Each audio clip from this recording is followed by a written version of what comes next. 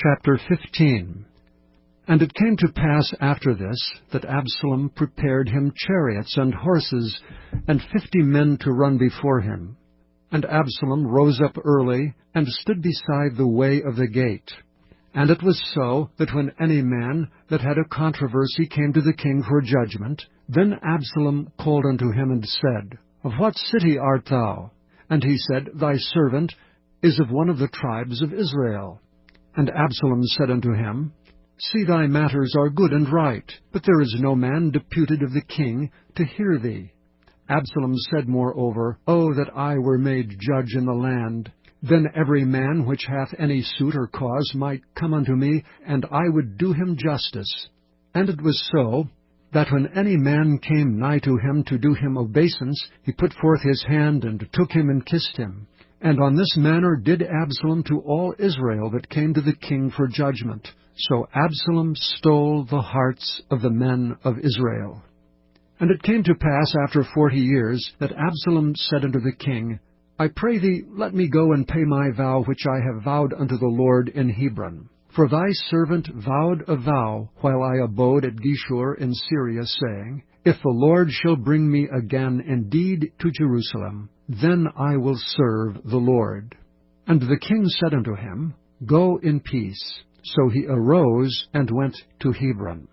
But Absalom sent spies throughout all the tribes of Israel, saying, As soon as ye hear the sound of the trumpet, then ye shall say, Absalom reigneth in Hebron.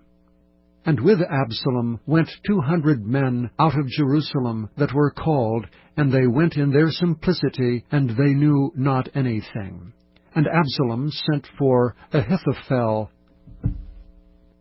the Gilonite, David's counselor from his city, even from Gilo, while he offered sacrifices.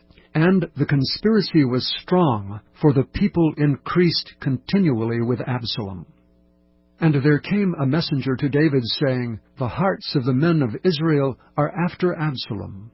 And David said unto all his servants that were with him at Jerusalem, Arise, and let us flee, for we shall not else escape from Absalom. Make speed to depart, lest he overtake us suddenly, and bring evil upon us, and smite the city with the edge of the sword.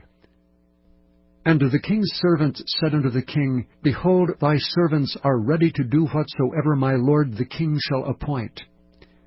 And the king went forth, and all his household after him, and the king left 10 women which were concubines to keep the house. And the king went forth, and all the people after him, and tarried in a place that was far off. And all his servants passed on beside him, and all the Cherethites, and all the Pelethites, and all the Gittites, 600 men which came after him from Gath, passed on before the king. Then said the king to Ittai the Gittite, Wherefore goest thou also with us? Return to thy place, and abide with the king, for thou art a stranger and also an exile. Whereas thou camest but yesterday, should I this day make thee go up and down with us? Seeing I go whither I may, return thou, and take back thy brethren. Mercy and truth be with thee. But Ittai answered the king and said, As the Lord liveth, and as my lord the king liveth, surely in what place my lord the king shall be, whether in death or life, even there also will thy servant be. And David said to Ittai, Go and pass over. And Ittai the Gittite passed over, and all his men, and all the little ones that were with him. And all the country wept with a loud voice, and all the people passed over. The king also himself passed over the brook Kidron, and all the people passed over toward the way of the wilderness. And lo, Zadok also and all the Levites were with him, bearing the ark of the covenant of God. And they set down the ark of God. And Abiathar went up until all the people had done passing out of the city. And the king said unto Zadok, Carry back the ark of God into the city. If I shall find favor in the eyes of the Lord, he will bring me again and show me both it and his habitation. But if he thus say, I have no delight in thee, behold, here am I, let him do to me as seemeth good unto him. The king said also unto Zadok the priest, Art not thou a seer? Return into the city in peace, and your 2 sons with you, Ahimaaz thy son, and Jonathan the son of Abiathar. See, I will tarry in the plain of the wilderness until there come word from you to certify me. Zadok therefore and Abiathar carried the ark of God again to Jerusalem, and they tarried there.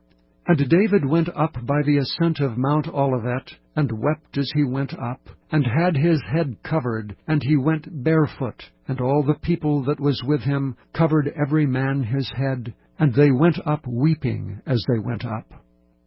And one told David, saying, Ahithophel is among the conspirators with Absalom.